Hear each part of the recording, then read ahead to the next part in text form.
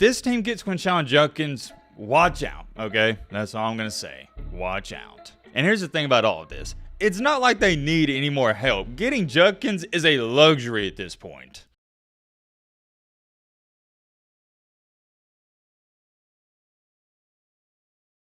Ladies and gentlemen, boys and girls, this is it. The national championship is tonight, and although I'm excited for it, we're not here to talk about that in today's video, at least not for now. You already know later tonight I'll be giving you my reaction to the championship, so come on back around and probably be 10, 11 o'clock. You know how it goes. But for now, at least, we got to talk about some big-time news and a developing story that is currently going on in college football, and outside of the championship, this is the biggest thing going on. A few days ago, we already covered this, but the breaking news came out that Ole Miss's star running back, Quinshon Judkins, he's entering the transfer portal. It was a fishy and weird situation. I'm not here to go over why he entered the portal. If you want to see that, go check out that video. And the bottom line is, it doesn't matter why he entered the portal, he's there. And let me make this clear. He's not just one of the top running backs in the transfer portal. He's one of the top running backs, period, the end. Apparently at Ole Miss, he had character concerns, and a couple sources told me that he had a quote-unquote attitude and ego. So maybe there is a couple of red flags with him, but remember, there's two sides to every story. And I'm not going to hold what happened with him and Ole Miss against him because it's in the past. He's moving on. And speaking of moving on, it looks like we know where he's about to go and where he's about to sign. And let's just say, a little foreshadowing here,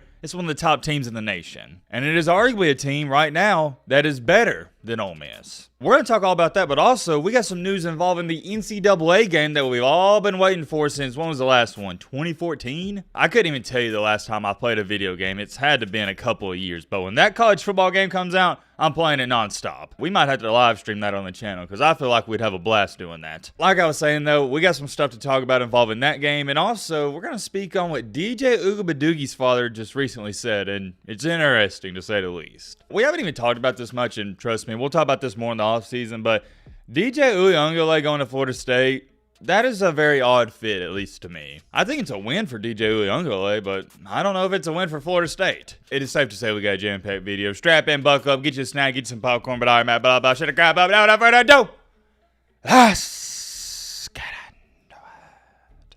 All right, where are we starting with this? You know what? I'm really excited about this, so let's start off with the EA Sports announcement. And I guess I've been out of the loop on this, but apparently and allegedly, EA Sports, and I'll just show it to you right here word for word, they are expected to announce the release date for their college football game tonight during the national championship. What about that? This is the first I've heard anything about this, and maybe it's due to the fact I kind of quit keeping up with it because I'm done hyping this game up. I'll hype it up when it comes out. It seems like we've been talking about getting a new NCAA game since 2018. And every single year we say, oh yeah, it's coming out next summer. And then that summer arrives and we go, oh, okay, well, we're having to push it back to the next summer. And then that summer arrives. It's the same story, different year. And I've also heard some rumors going around that we're not just going to get the release date, but we're going to get a commercial for the game as well. So that's interesting, but remember, contain your excitement because it's not like it's coming out within the next month. No. And oh yeah, hold on. I almost forgot to show you guys this. A couple of days ago on Twitter, I had username at MattBBald. As to why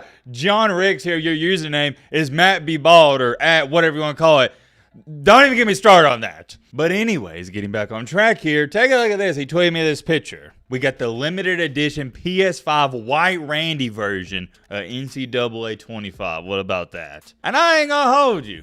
If White Randy didn't tear his ACLs, this probably would have been a reality. The only thing that came in between White Randy being on the cover of NCAA Football 25 was 2 ACL tears. That's it. And on a serious note, come on, man. Tell me this ain't fire. This low-key a fire picture. And now that I think about it, we need to do a White Randy Road to Glory. Let me know in the comment section if y'all want to see that. Getting a little too far ahead of myself, but yeah, be on the lookout for the college football news tonight during the national championship game. I didn't want to share that news with y'all, though. Moving along here to our second topic, take a look at this. So as we all know, Mr. DJ Uiagalelei, former 5-star recruit, he goes to Clemson, doesn't work out. So he says, all right, I'm going to Oregon State. And I thought it somewhat worked out, but they had their whole situation and dilemma going on there. And he goes, you know what? I'm transferring for a third time, and I'm going to no other than the Cinnamon Rolls. And this move has shocked me for multiple different reasons. Reason number one being, I thought DJ being at a school like Oregon State, it was a perfect fit. He is not good enough to lead a team to a 12-0 record, 13-0 record, or even a national championship. It's not going to happen. But you know what he is good enough to do? Lead a team to a 9-3, 10-2, potentially 11-1 record. And Oregon State was a great fit because a team like Oregon State, who's just content with being ranked 15th in the country and going 10-2, That's awesome. He's not going to get critiqued too much. Well, now he's going to a team in which Florida State, who feels like they got snubbed and they went undefeated leading into their bowl game. Why do I bring that up? Because this is a top tier team that has similar goals and standards to Clemson. It's not going to be okay for DJ Uyunglele to go 10-2 next year. No way. He's just simply not that guy. An ace is an ace, a spade is a spade. You gotta call it how it is. But a couple people sent this to me yesterday, and this is what his dad, Big Dave Uyunglele, shout out to him, tweeted out on Twitter. DJ has finally arrived in Tallahassee, Florida. He hit the ground running, going straight to workouts and training with his teammates at Florida State. He's entering next season with the utmost confidence. DJ is no stranger to hard work. He is always the first one to practice and the last one to leave, just like he was at OSU. He will be a sponge and do everything necessary to prepare for next season. Nothing is promised, everything is earned. That is DJ's mentality, and he values his opportunity. DJ does not take this opportunity lightly, and he is fully prepared to fight for a starting position and earn it. Go Noles. And the reason I'm sharing this with you guys is because you don't see too many fathers of quarterbacks tweeting out stuff like this. And number two,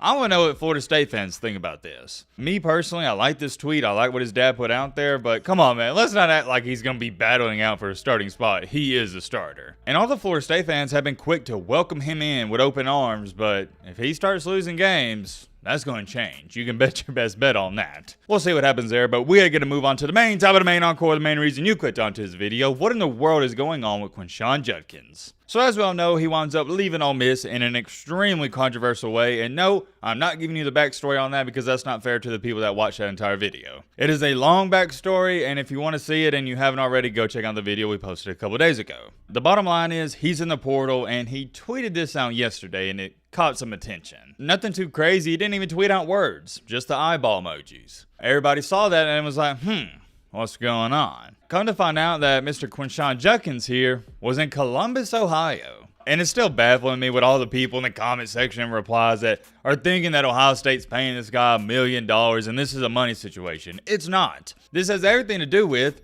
him and Ole Miss were not on the same terms, and he had an attitude problem, at least according to sources within that program. And it was very clear and evident. Him and Jackson Dart had some beef going on. The offensive line, they didn't even like him, and there's many more things. It even got to the point in the bowl game, we even talked about this, and you saw it on national television, Jackson Dart had to call a timeout because Quinshon Judkins wasn't doing something he was supposed to do. And Jackson Dart even went over to Lane Kiffin and told him to take him out of the game. This whole false narrative going around that he left Ole Miss so he could go get more money is not true. And matter of fact, him and Ole Miss came to an agreement on the money terms. They was on the same page. I can't harp on this enough. It is not a money situation, so don't sit up here saying, oh, he left Ole Miss to chase it back. No, that's not what happened. It was a mutual departure where Quinshon Judkins wasn't happy, and neither was Ole Miss. And from everything I'm hearing, this is all but a done deal. Quinshon Judkins is going to Little Bro State. It hasn't been finalized just quite yet, but this is almost a certainty. And I think it goes without being said, this is a win-win all across the board. It's a win for Quinshon Judkins because you're going to a great team with a great offensive line, and you're going to succeed there and probably, unless something crazy happens, have a great shot of making the playoffs.